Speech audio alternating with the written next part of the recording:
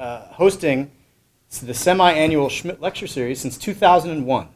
So this is 15 years of hosting these lectures in honor of our graduate students, our recipients of the prestigious Schmidt Fellowship, and named in honor of Arthur J. Schmidt, who's an extraordinarily inspirational figure, both not just in the world of business, but also in the world of philanthropy, and had a vision for this event that we would take students, graduate students who are very high achieving in their respective disciplines in engineering and the sciences, and twice a year give them exposure to a lecture that would broaden their educational experience here to focus on the humanistic dimensions of the various disciplines in which they are focused. And over the 15 years, we've had Nobel laureates. We've focused on matters relating to bioethics. This past year alone, we had a wonderful lecture on the definition of death and the Catholic tradition, and some interesting challenges to the total brain definition of death by Father Nick Ostriaco. Before that, we had an engrossing lecture on entropy and the discovery of entropy by steam engineers. And tonight, I'm very excited to bring you a wonderful lecture by my mentor from undergraduate, from St. John's College. Nick Maestrelis has been a tutor at St. John's College since, 1968? 1970? 67, sorry, 1967. And he has been, and for all of you who know about St. John's, it's a great books program. It's an all-required curriculum which has no majors and minors, but if you were to analogize that curriculum to conventional curriculum, part of the major would be history and philosophy of science. And Nick was my freshman seminar tutor. He was my sophomore essay advisor.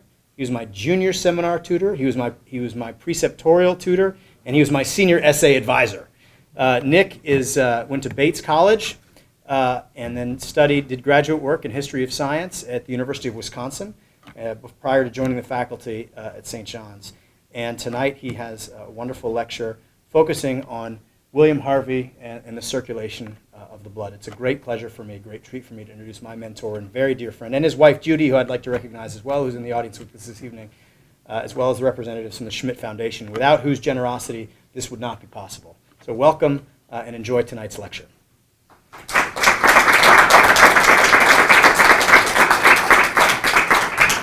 Hey, can you hear me? Carter is I'm a bit taller than him. A bit.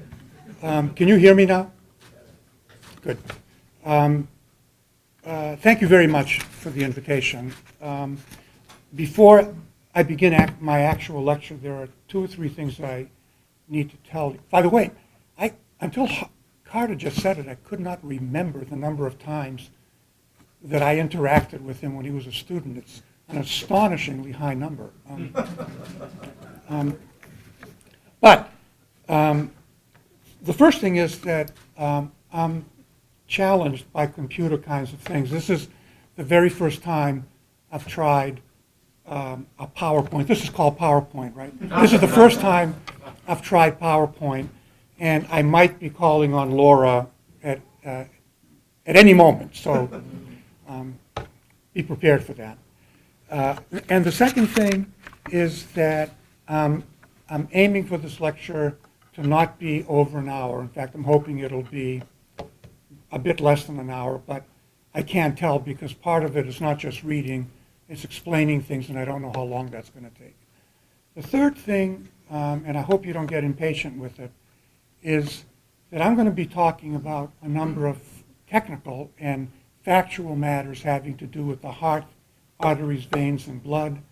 And I have no idea what you know and don't know, so I decided to do it on the assumption that you didn't know anything.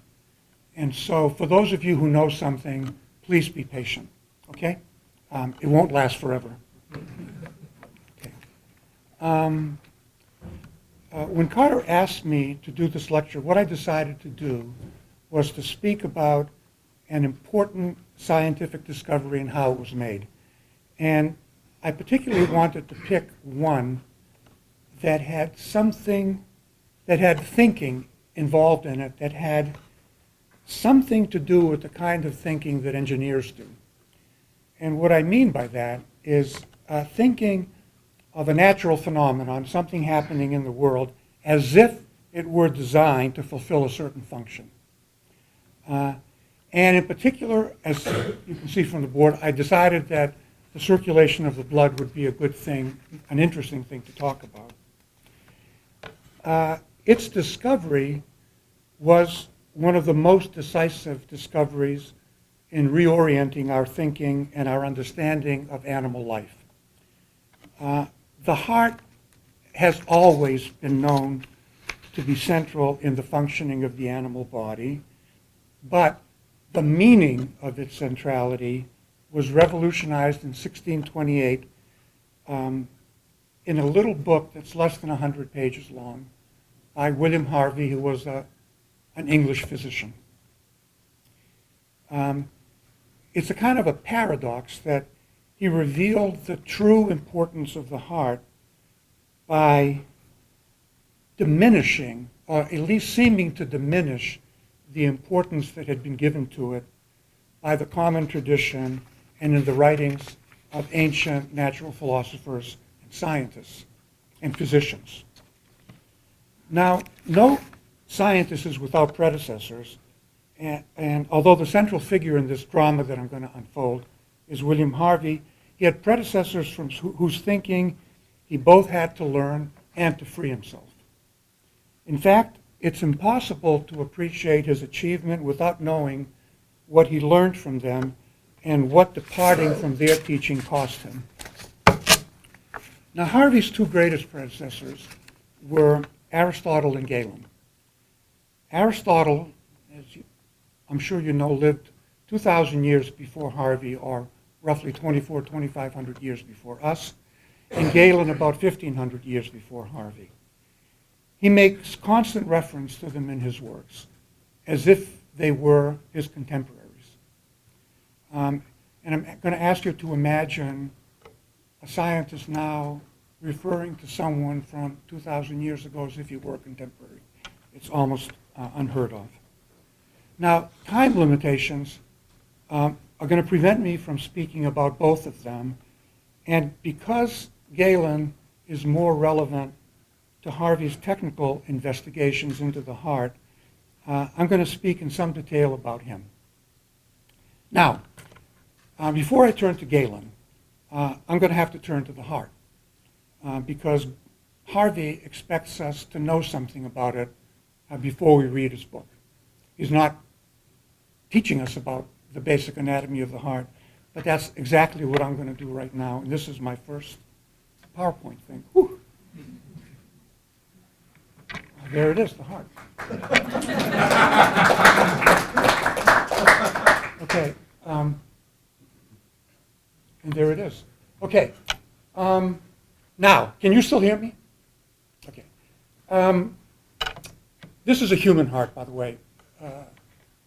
The heart is roughly in the middle of the chest, under the lungs, which means, by under the lungs, it means it's going from the front backwards. It's before the lungs.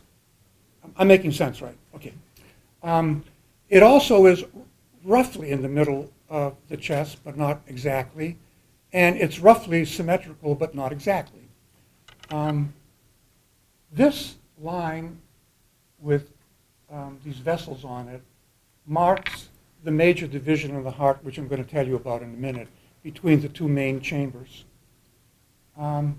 This and this are the two antechambers of the heart, called either atria or auricles. As we go along, there's going to be an assault of anatomical vocabulary. I'll stop every so often to say something about it because it's kind of fun.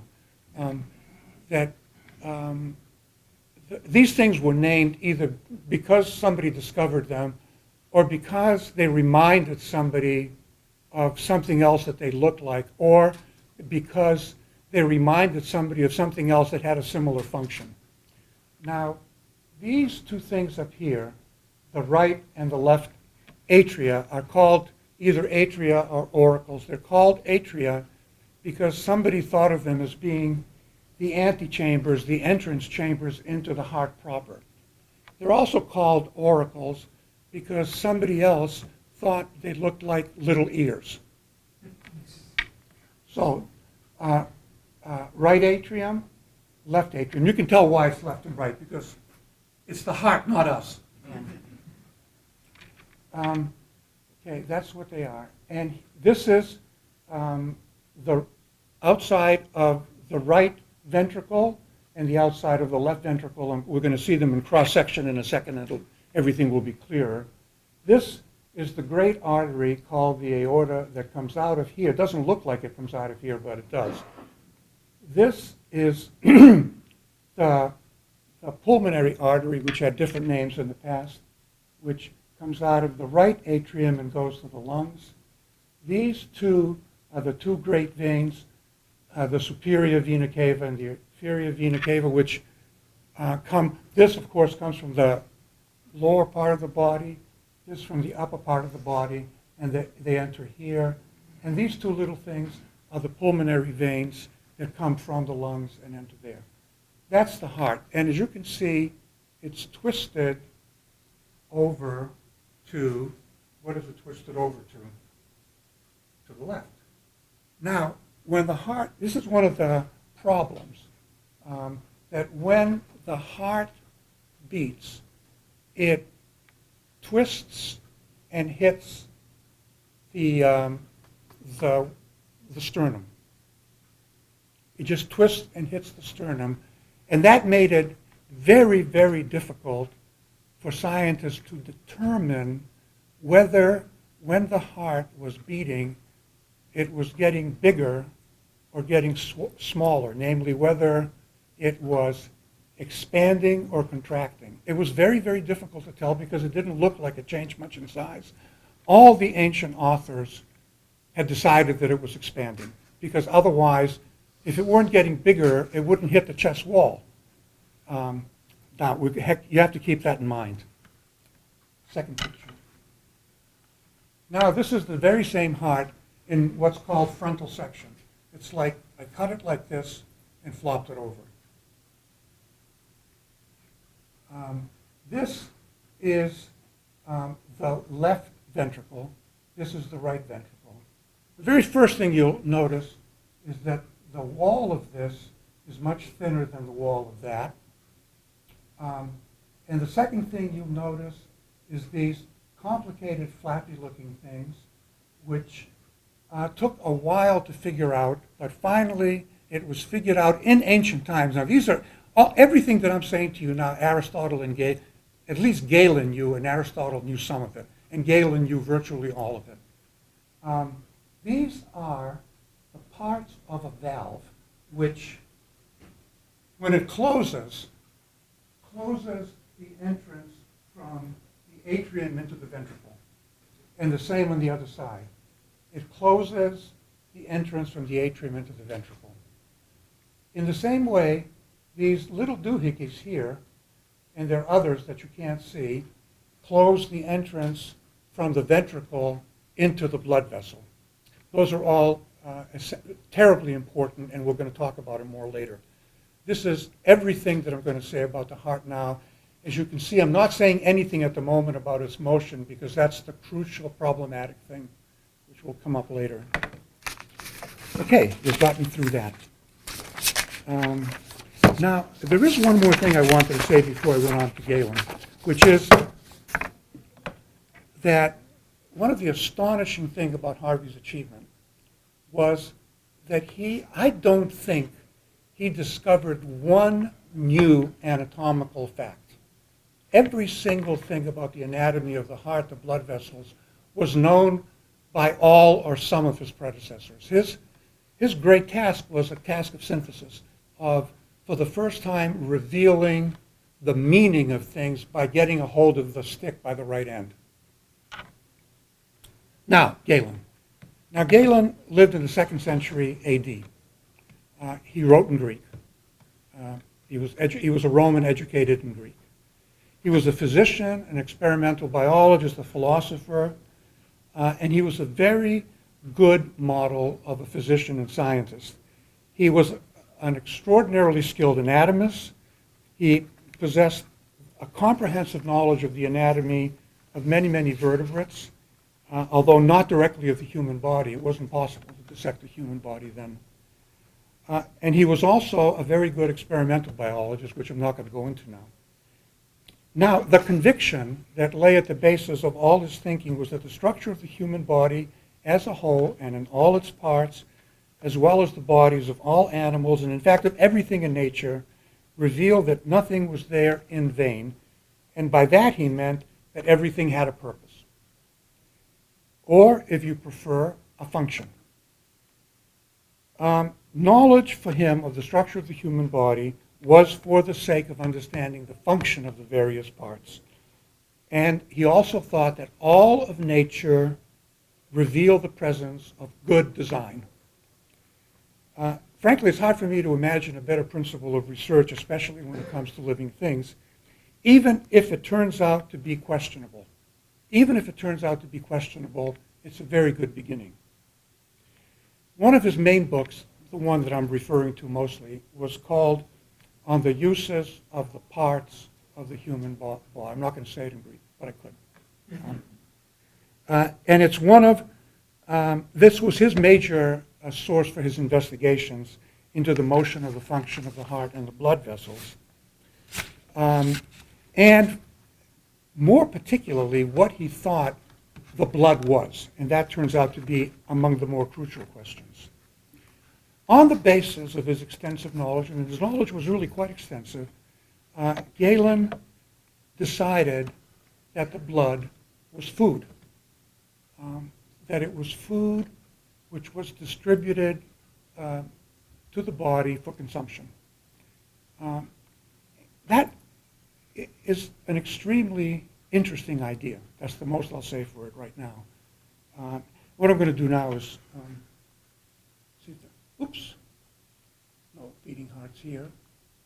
Okay, this is a sketchy picture of Galen's system of anatomy and physiology of the heart, blood, and other organs. So, what did he think? Let's say this is the liver, and down here it says intestine. I just didn't feel like drawing everything. It means intestine, stomach, everything. And this is how he imagined it.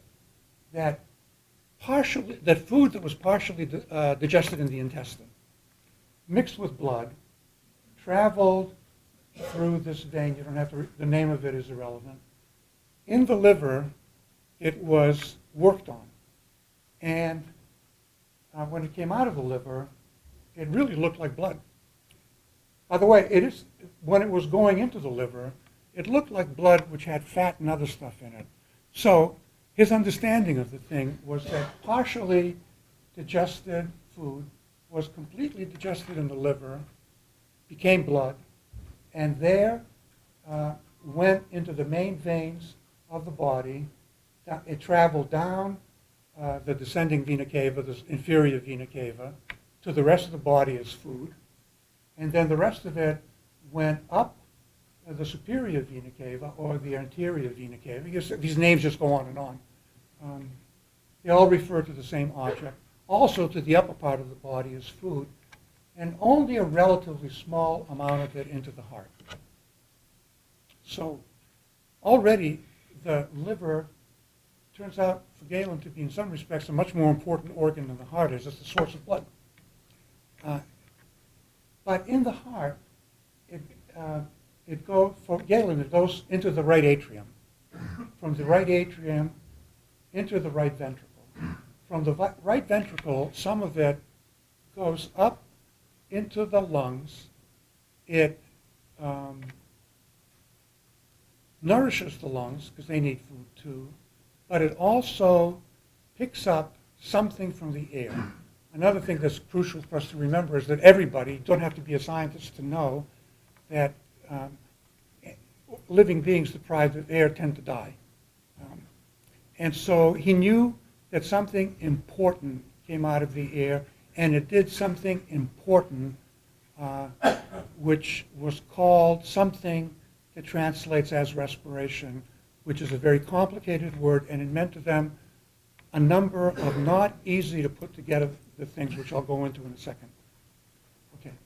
So, and then from there, it went into the left ventricle of the heart, traveled through, and there it met up with a bunch more blood that went through the septum separating the right from the left ventricle. That blood went in there too, mixed with the substance from the ear, which I'm going to name in a moment. Oops, what did I do? Oh, what did I do?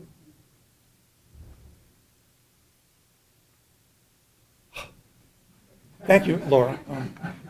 Oh.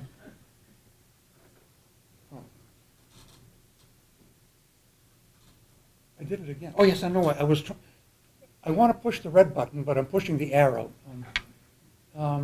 So in there, it mixes with the substance from the lungs, becomes transformed into a different kind of fluid, and then that goes around the body through the arteries.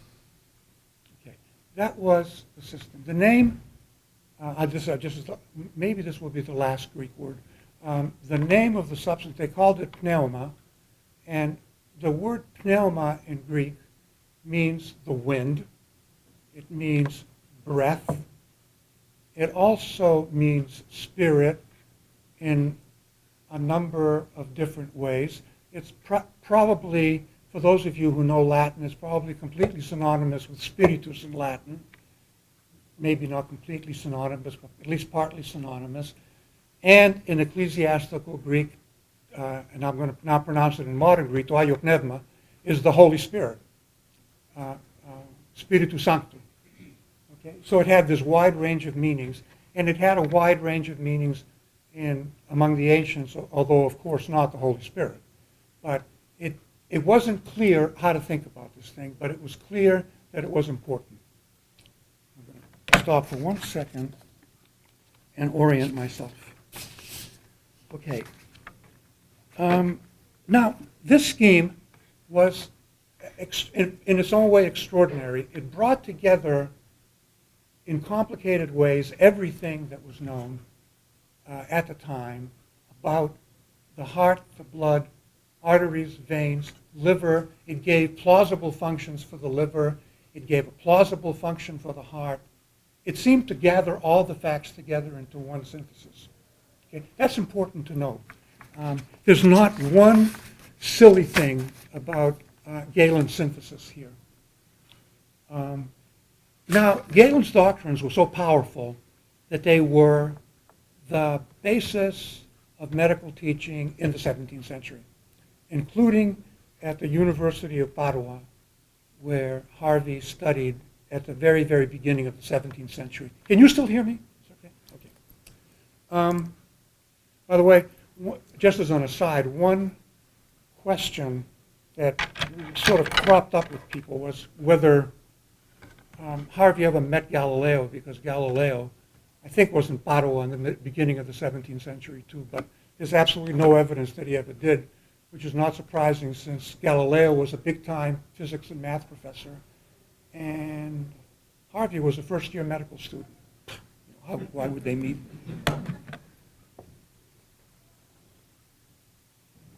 Now, Harvey. So, now, Harvey inherited a very rich tradition of work in human anatomy, but also, which I haven't said anything about, in the comparative anatomy of all sorts of other animals. And a very rich tradition in thinking about the function of these things. By the way, Galen is reputed to have dissected an elephant, which astonishes me. Now, Harvey, what I'm going to say now is Harvey's book is heavily rhetorical. Little book is very rhetorical, and the way the book begins is really crucial to understanding it. And it begins with him saying, after medical school, I had set myself the task of reading carefully all the writings on these things by all my predecessors to see if they made any sense, to see if they made sense. And this is what and I'm going to quote him now, this is what he said about the result of his reading. From these and very many other arguments that he's just made, it is clear that the statements made by earlier writers about the movement and function of the heart and arteries appear incongruous or obscure or impossible when submitted to specially careful consideration. That's the end of it. Now, he doesn't criticize Galen's theories about the function of the blood. He leaves that aside.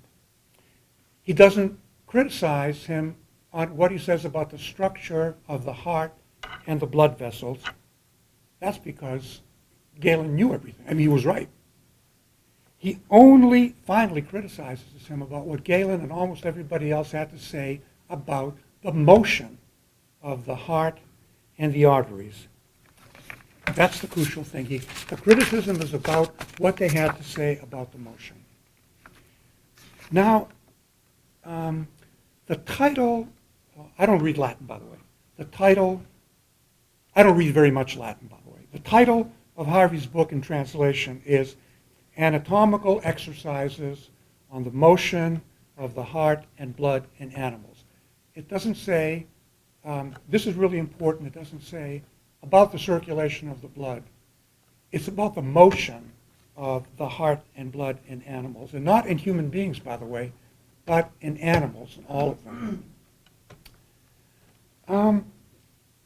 He, more than any of his contemporaries, knew that the key, had found out for himself as a very young man, that the key to understanding the heart in human beings was by comparing it to the hearts in other animals. I'm going to say more about this in a minute. The investigation was anatomical, meaning that it was characterized not by argument primarily, but by pointing, by acquiring an exact knowledge about how the heart and the blood moved. It's for him, the word anatomical was a very crucial word. I think the exercises part means that it takes the shape of like a medieval disquisition, but it's not argumentative. It's pointing. It's really very, very interesting. And the whole book is full of things saying, if you were to look at this, you would see that. It's very interesting. So, now, questions like what the blood does, which is, Harvey in many places says that's more important, but he puts it aside. I'm not going to talk about that. Now, he had very strong opinions about all these things, and frankly, one sign of his genius was his capacity to restrain himself, not to try to answer every question at once, but to set aside everything that could be of interest to him except the one thing, the one narrow thing that he thought he had something new to say about. Okay. Now I'm going to talk about what Harvey has to say about the motion of the blood, the central part of my talk. And I am going to begin by quoting Harvey. And Harvey says, when I first addressed my mind to seeing how I could discover the function and offices of the heart's movement, I kept finding the matter so truly hard and beset with difficulties that I all but thought that the heart's movement had been understood by God alone. This was because of the rapidity of its movements. Now, this is the point where I'm going to start showing. I'm going to let you know right now that I'm showing pictures of animals open and their hearts beating. Just be prepared for it, okay? Now, you told me how. Okay. Escape. And now, do something for the beating heart. If I want to stop this thing while it's going on, what do I have to do?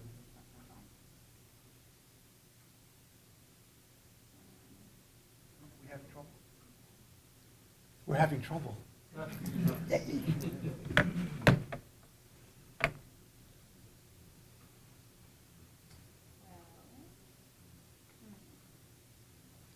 you know what it is?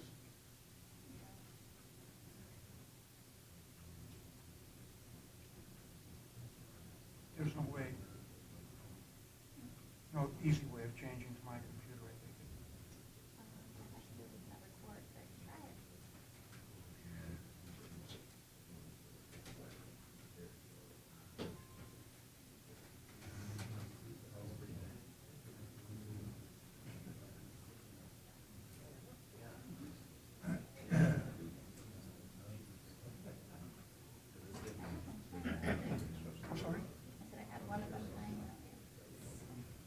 Sorry about this. Does anyone have any clue? I'm sorry? It's an M, well, let me go try to get a different chord. In the meantime. Okay, I'm going to keep talking, and then Okay. we can come back and look at pictures, okay? Okay. Now, imagine that you've seen a picture of a beating heart, and you noticed that even if you looked at it really, really carefully, you couldn't answer the following questions. And the questions are, is there a sequence in which the atria and the ventricles beat? Is it one after another all together? And what you would find, I think, because I found it over and over again, is that in a normally beating human heart or a dog's heart, and especially of like a rabbit's heart, you simply can't tell. It just goes so fast, and they're so floppy that you just can't tell what's going on. Okay? Now, what Harvey, and also, by the way, it was very hard to tell. The crucial things for him were the following. He decided that the initial question was, what exactly is the heartbeat? Is the heartbeat the heart expanding and then relaxing? Is it contracting and then relaxing? What's the order of motion of the atria and the ventricles?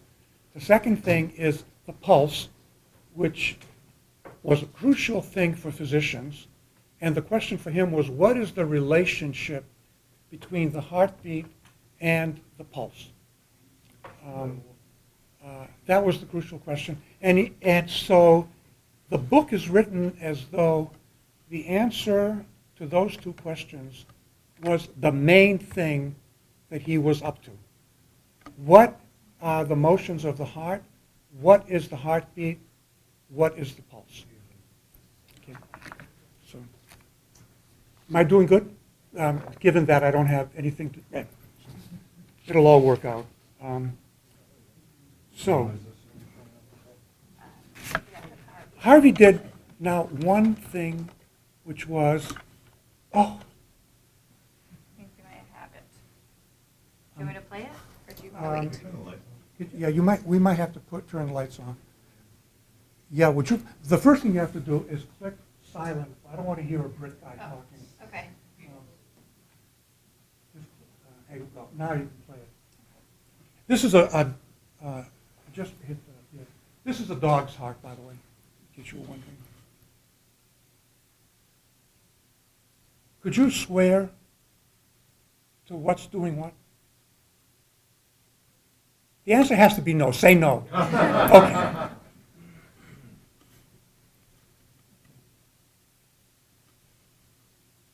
Okay.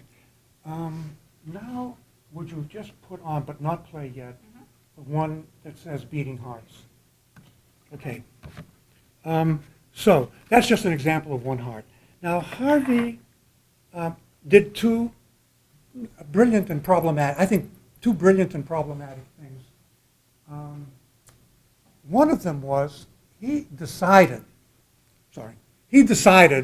that the heart was a muscle. Now that was a very problematic thing to do for the fall. Galen had considered whether the heart was a muscle, and he decided that it wasn't. And the reason he decided that it wasn't was because every muscle that he or anybody else knew stopped moving and became flaccid when you cut the nervous connection to it. That muscles require nervous connection in order to function. The heart, on the other hand, for very many animals, you can take it out of the body, remove it from the body, and it keeps beating. Chop out little pieces of it, and the little pieces beat. And so he decided on that basis that it wasn't a muscle because it had none of those properties of a muscle. Harvey, on the other hand, found it very useful for him to think of the heart as a muscle. So he decided that it was a muscle. And the reason for that is because he decided that contraction was the power stroke of the heart. Now, the way he decided that contraction was the power stroke of the heart was by examining the hearts of lower animals and of dying animals. This is what Laura is going to show you now. This one says various hearts. Sorry? Various hearts. Yeah, Okay. whatever it says. Okay.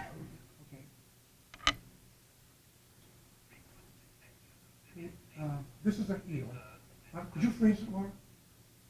Pause it? Yeah. Can you go back a little bit and pause it? Sure. Okay. Here. That one, I think, might have been easier to see, and one of the reasons is because an eel is a fish, and fish have hearts with one large atrium, which is wrapped around this thing, which is an artery, and one ventricle. And so you're only watching two things, and eels, being relatively sluggish, move slowly. They're blessed as far as we're concerned. Play it a little more. Okay, now we have the heart. Sorry, now we have the heart of a toad. This is the heart of a dog. Now it becomes more difficult again. This is the heart of a rabbit. Forget it. I played this for a while because it was so extraordinary. And this is the heart in an elver, a baby eel.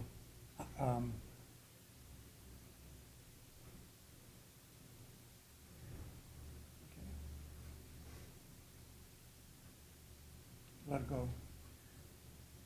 Okay. This, now watch. This is a frog. Watch this really carefully. This one I think you should be able to tell. Atria ventricle, atria ventricle. Did you see that? Atria first, ventricle second. Could you go back a little bit? Back to the frog? Or Yeah, back to the beginning of the frog. Not all the way back. Yeah, like that. Atria ventricle, ventricle. This is now a snake, which has a weird heart, but nevertheless, it's going slowly. Atria, ventricle, atria, ventricle. That's enough. I think that's enough. Okay. Would you mind doing the lights? I'm having trouble seeing now. Okay.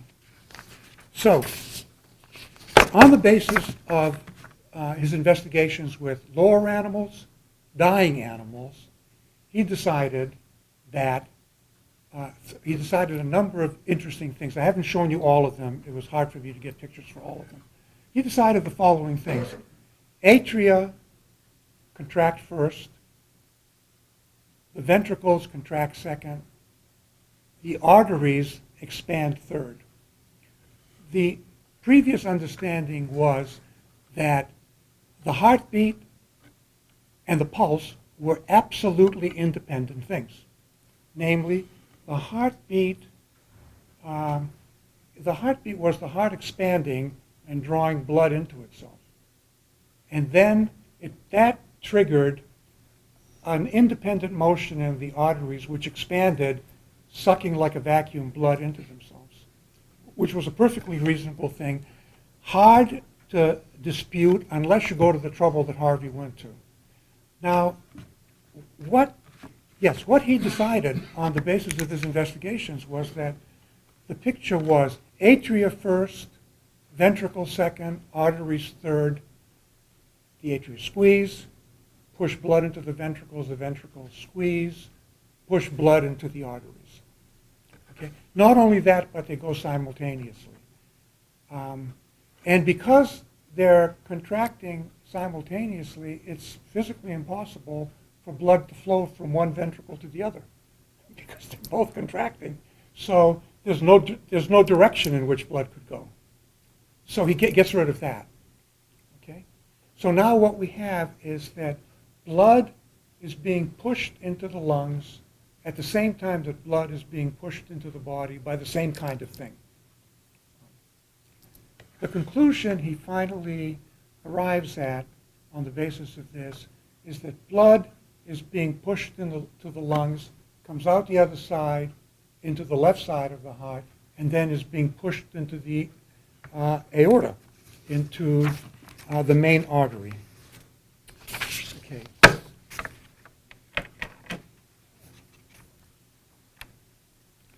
By the way, I should say that even up to here, Harvey is still completely silent about what the blood does. Okay. He now, I'm going to have to ask you to do one more thing. He's now wondering what to think about the lungs.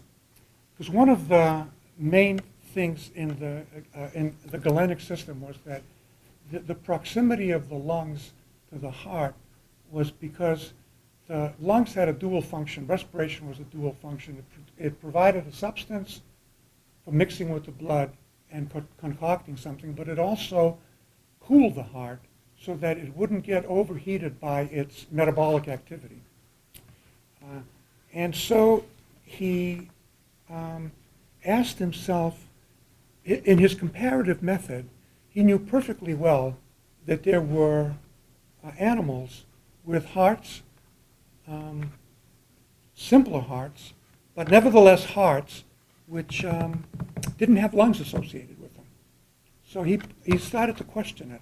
Now, the thing that he did, which I think was brilliant, was the following. It's going to be shown in a second. It's the embryo thing. Is that the one in the PowerPoint? Yeah. Okay. Do you have the PowerPoint on here? I do. It should say.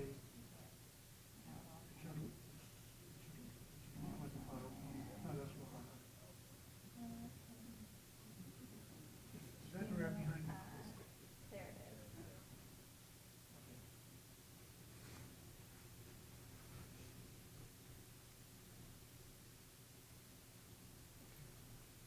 No.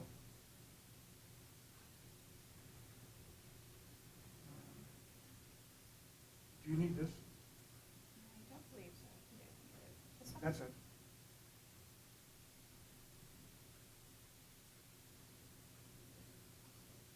If you're having trouble with that, I also have it on my desktop.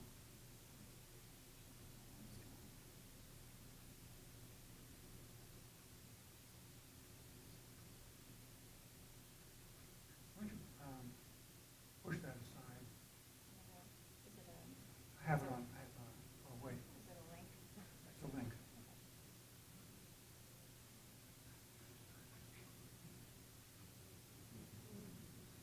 We'll be with you in a second. Why don't you push it a second? There This it one? is. Yeah. Now go up, right there. Okay. Now, you're going to have to, could you up a little higher?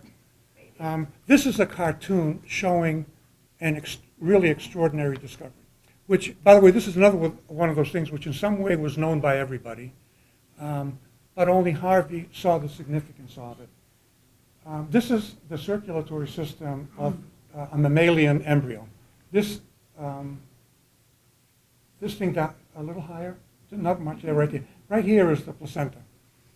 Okay, and what Harvey had finally discovered was that in the heart of an embryo, of a fetus, the blood circulates for the most part the way it does in an adult, except for the two crucial differences. One is that when the blood enters the right atrium, most of it goes into the right ventricle, but instead of going into the lungs, goes through a hole, the foramen ovale, I'm sorry, I said that, instead of going into the ventricle, it goes from the right atrium directly into the left atrium through the thing called the foramen ovale, which seals up before birth. It's not sealing up is the reason some babies are born bluish. The other part that does go into the ventricle goes into the pulmonary artery, but instead of going into the lungs, goes through the shunt into the aorta. So what Harvey said was, now I'm putting words in his mouth only a little bit, that in while it's a fetus, a mammalian embryo is like a fish, that its four-chambered heart becomes a two-chambered heart. And it bypasses the lungs almost entirely, and the placenta is analogous to the gills of a fish. So what you really have is the blood goes through the gills of the fish, gets vivified, and then goes back into the heart to be brought to the rest of the body. And so from that, he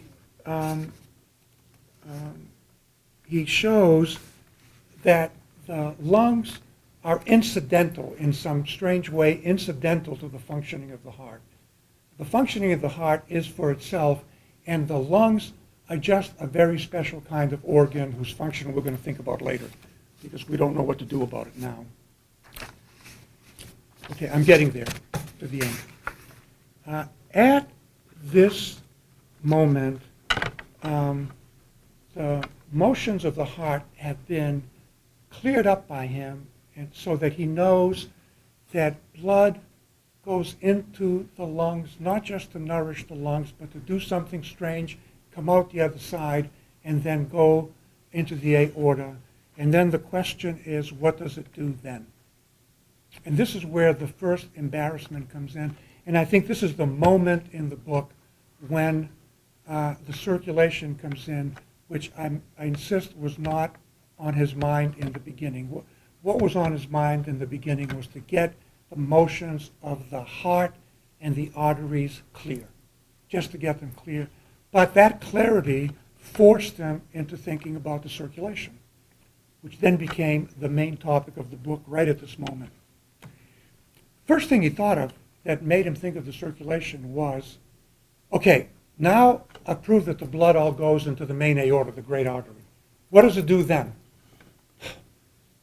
Can it be used for food? He calculates, he does one of these ridiculous calculations that we all do. He says, well,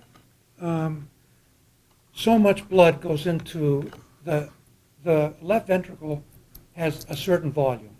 Let's assume that it squeezes out 1/8 of that volume in blood in every beat, 1/8 of that volume. And that it beats roughly 60 times a minute, which is not such a bad number, but he says, let's say 20, just to be on a conservative side. Well, on the assumption that it expels 1/8 of its volume 20 times a minute, it turns out that it expels 7 pounds of blood an hour. Now, nobody can eat 7 pounds of anything in an hour. And so he thinks that at this moment, he's shown that the Galenic idea that the blood is simply food to be consumed, could be food in some other way, but food simply to be consumed can't be right. This is the first moment when he says there's something wrong with Galen's physiology, with Galen's understanding of the function of things. Okay? Now, the only thing that's left is that it returns to the heart. But that turns out to be in some way an embarrassment to him. An embarrassment which was already there in the lungs, because he cannot find any passages in the lungs or in the rest of the body by which blood goes from the arteries into the veins and back into the heart. So the price he has to pay for discovering that there are serious problems in Galen's physiology is that he has to accept the existence of invisible theoretical entities of a peculiar kind. And that's a problem for him, but he has no choice in that. Now, one more thing, and I'll be through with the argument for the heart, and then I'm going to say a couple more things, and then we'll be done. Not too bad, am I? No. Okay. So far, he hasn't said very much about veins. Now I'm going to say, you're going to have to get up in a minute. So about veins. I don't know how to quite, yeah. Put the veins picture up, but don't play it. Okay. I think it's called veins and something or other. It's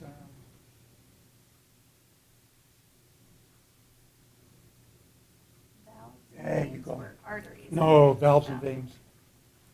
Put it up there, but let it sit for a while. Now, here is the thing where it becomes important. Remember that in Galen, the blood is moving in the veins in all sorts of weird directions because it's spreading out over the body as food. Okay?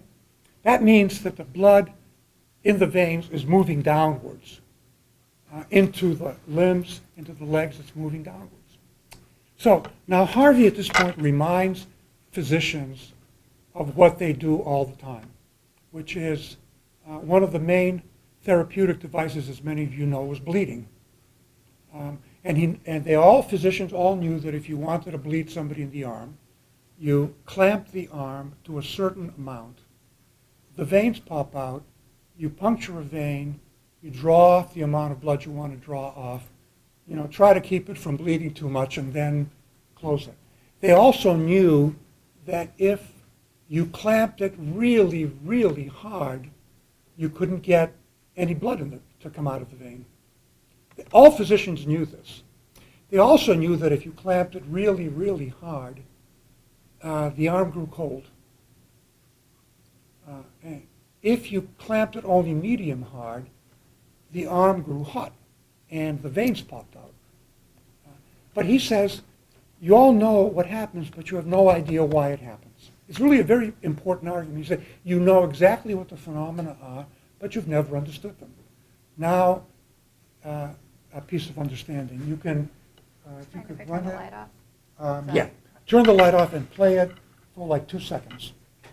And then, God, I'm glad you're here.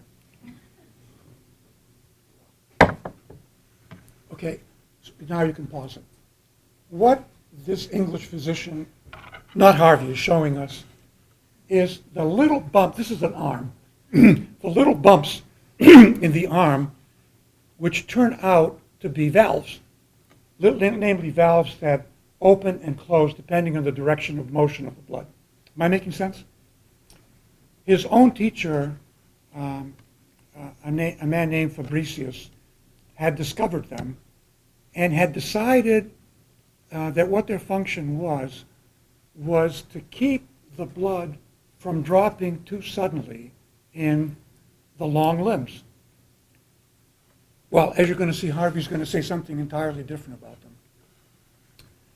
First of all, what he says is, my account of the heart tells you very, very clearly what's going on with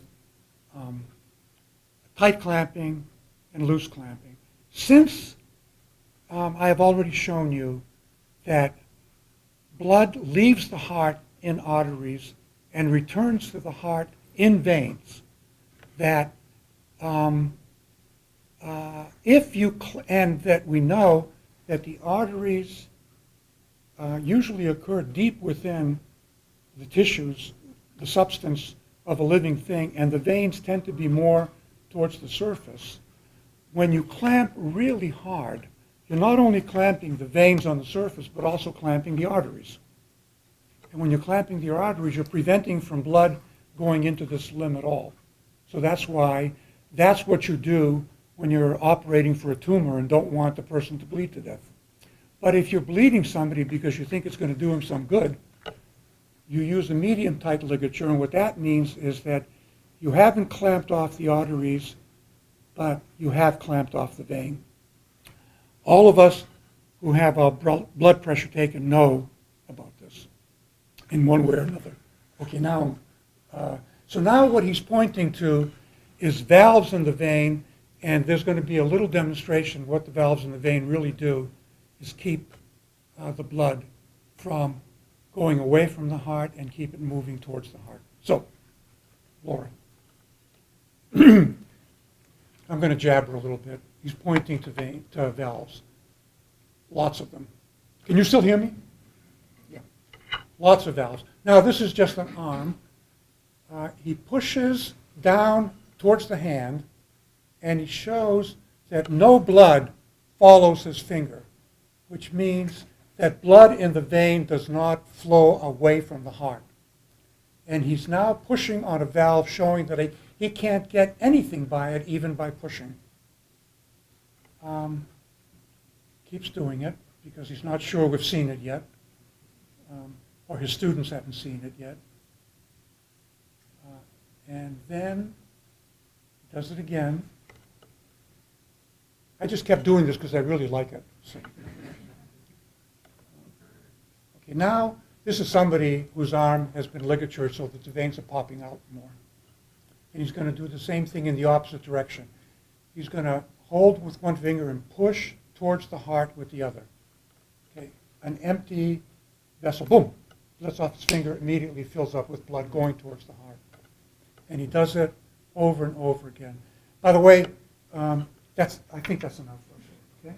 Now the last thing you can do is, if you don't mind showing the Harvey picture on the PowerPoint. What I'm going to show you, the only reason I'm showing it to you is because I'm showing it to you, is the only picture in Harvey's book. Pictures in those days were very, very expensive. And so Harvey is writing, it's very, very interesting, by the way. That's the one, yeah.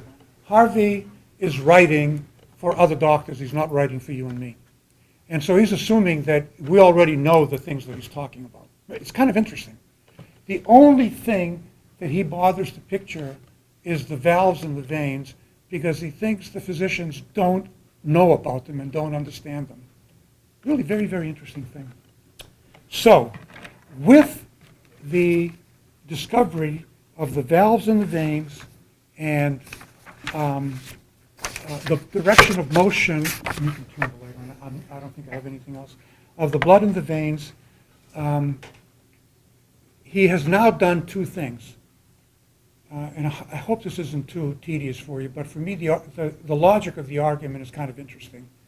There's an anatomical demonstration in a number of steps that I've gone through whose inevitable conclusion seems to be the circulation. But the circulation is an extraordinary thing to conclude. And so then he has three what he calls confirmatory exercises. The first one is the quantitative one, namely, so much blood pours out of the aorta, it cannot be food, therefore there has to be a circulation. Motion in the veins is towards the heart, therefore there has to be a circulation. The valves in the vein keep blood from moving away from the heart, therefore. You see the argument? First thing is the circulation is a conclusion that I reluctantly come to. The second thing is now I have to confirm it. At this point, his work is done. And by the way, in about a 100-page book, we're now on page 60. So now I'm going to conclude. It's going to take me a couple of minutes to conclude with the following things you'll see. Now, as I said a number of times, one of the things that impresses me the most about Harvey is his restraint. Namely, his capacity, which, by the way, makes him into a scientist, I think, of a modern kind. I'm not saying that such a thing didn't happen before, but it's much more characteristic of our time than of previous times. At previous times, a great scientist like Galen wanted to answer all questions at once.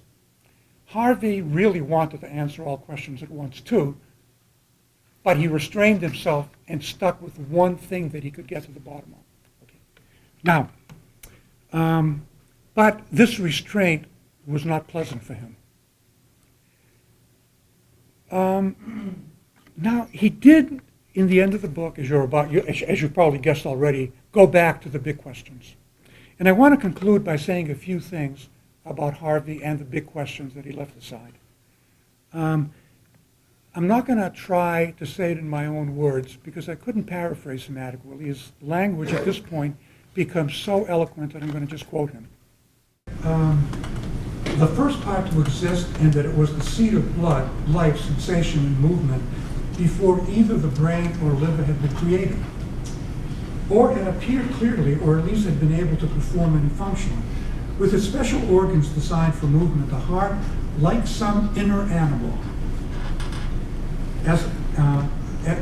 was in place earlier. Like some inner animal was in place earlier. Then, with the heart created first, nature, with a capital N of course, wished the animal as a whole to be created, nourished, preserved, and perfected by that organ to be, in effect, its work and its dwelling place. Whew. It is, one might say, the source and root from which in the animal all power derives and on which all power depends. I'm going to resist myself. I'm going to restrain myself now from making any commentary on this because it would take a very, very long time. But I think we've seen what he means by final cause.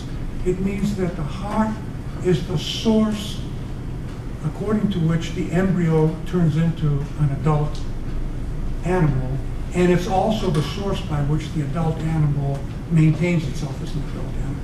Those are the claims he's making, by the way, without any proof. He's just saying that this is his conviction. Now I'm done, except for one thing. He says, now I'm certain that Harvey would have been glad that his discovery of the circulation provided a more dynamic way of understanding the material basis for the integration of functions in the animal, for, in other words, the wholeness of the animal. The circulation of the blood continues to be understood as one of the sources by which the functions of the various organs are integrated with one another, although no modern biologist would say that the heart is the source of everything in quite the way that Harvey does. But it's still true, I think, that the living being as a purposive being, whose purpose is to maintain itself, is at the basis of theoretical biology, even if this way of thinking about animals is constantly being criticized. As a matter of fact, this way of thinking has never been rejected even by its critics. It's always with us. That's it, I'm done.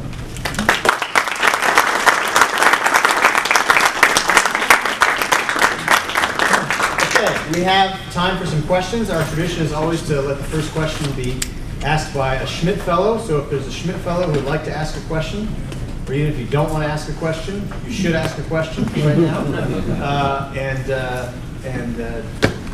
Mr. Maestrelis will do that. To respond to the question? To respond to Yeah. the question.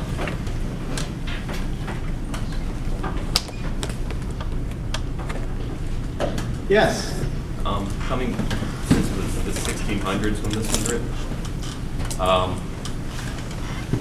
I guess the question would be, was his theories back then, was it easy for the other physicians to analogize like an animal's body to the humans? Would they take his studies, which he, studied rats or any animal, would they take those and say, well, we can easily equate that to a human body?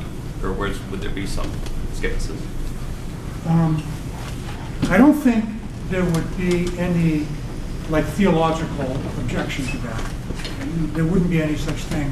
But I think it's still true that I don't believe, I could be wrong about this, but I don't believe that anyone before Harvey used comparative anatomy in quite the wholehearted way that he did. I think that was his invention. That it was his, I don't know if this is answering the question, it was his invention to decide on something on the basis of how it works over a large variety of animals and not to focus on just one. He thought that focusing just on the heart of air-breathing animals gave a wrong idea of what hearts in general were for. It was thought that hearts were there because of some intimate connection with the lungs. And he was claiming, yes, there's a connection with the lungs, but there's a deeper, more basic and universal underlying function. Am I getting anywhere near what you're asking? But there was never any theological problem. There was never any problem saying everybody knew that human beings were animals and that their hearts resembled the hearts of dogs. In fact, they all dissected. Galen preferred the pig, I don't know why, but in Harvey's time, they could get cadavers, but cadavers were precious. And of course, nobody is going to work on a living human being. So when they did vivisections on mammals like the dog, and they knew that what they could learn about the dog would apply to human beings, but nobody thought of taking toads and fish seriously in thinking about human anatomy. And in the same way, nobody, I think, thought of the human embryo, the mammalian embryo, in quite the way that Harvey thought of the mammalian embryo. I think that was one of his insights. I don't know if that helps. Do you know how well received all of this was? Yeah, I know a little bit about, that's a very interesting question. I don't think, and then maybe, I was hoping Phil Sloan would be here because he knows everything about this. But what, it was not generally accepted in his time because everybody saw that it wasn't just an account of the motion of the heart and blood, but it undermined a lot of other practice. So an awful lot of theory that medical practice was based on was being thrown into question. And so it took a very, very long time. And also, people harped on the invisible passages, which everybody had invisible passages. You can't talk, even Galen had invisible passages. You can't talk about the heart and the blood without a microscope, without invisible passages. The kind of, I don't know, ironic thing is that Marcello Malpighi was an Italian scientist and physician, discovered the capillaries because he got a really good microscope about 4 years after Harvey's death and found the invisible passages. I mean, this was like 30 years after the book, but only 4 years after Harvey died.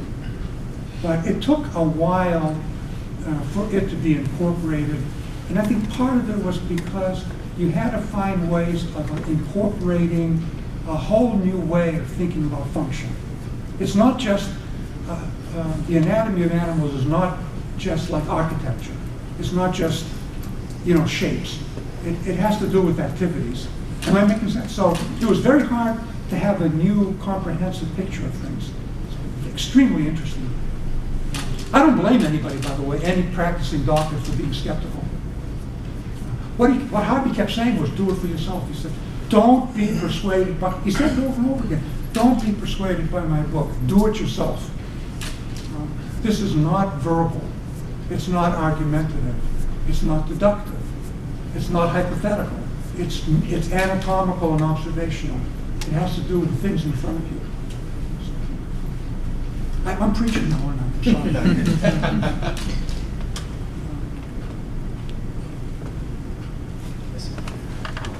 Thinking of this in the 1600s, you can assume, with even a little bit of this information, the pounding of the heart reflects emotion.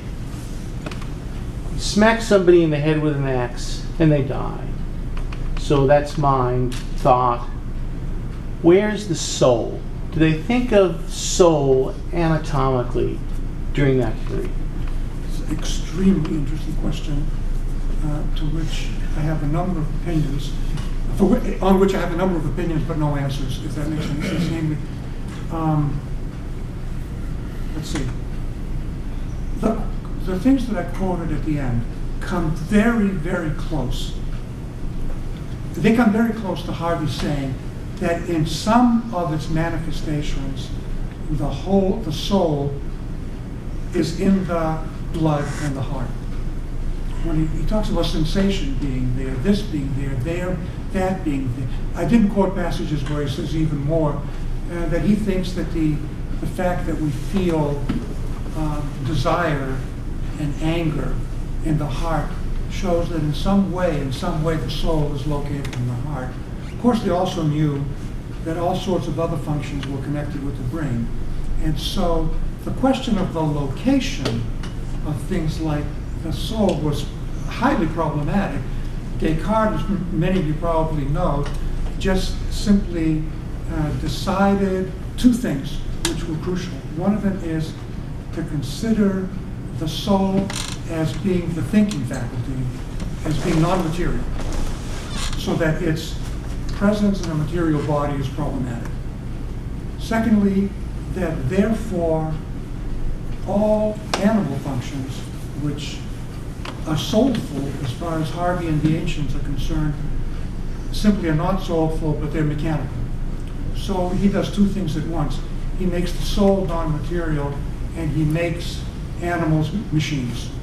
He does both at once precisely because of what your question raises, namely that it's so difficult to talk about the soul in other ways. That's as far as I can get, quickly on it. They overlap, by the way, Descartes and Harvey. And Descartes, by the way, praised Harvey for discovering the circulation, but also told him that he got the motion of the heart wrong. He said, yeah, you discovered the circulation, but the heart was wrong. Sorry. You were... Yeah, I wanted you to elaborate on your remark about the Harvey and the embryo. You said there was some new thing. I thought it was a new thing. I thought that... But, yeah, so what was the new thing? The new thing, I'm sorry, I should have said that more clearly. The new thing was to interpret the temporary passages between the two atria and between the pulmonary artery and the aorta as bypassing the lungs in function, showing and actually turning the four-chambered heart into a two-chambered heart. And so that's why I said, by the way, Harvey never says it turns the embryo into a fish. That was me. But it turns it into something like a fish, that the thing that's providing vivification of the blood is happening completely separate from the lungs. And so and he knows the placenta is where it's happening. So he knows that the heart is being bypassed, the lungs are being bypassed, and so the heart reverts to its primitive condition. That's what I thought. Am I making, is that? Yes, perfect. Okay, why don't we all adjourn to the reception?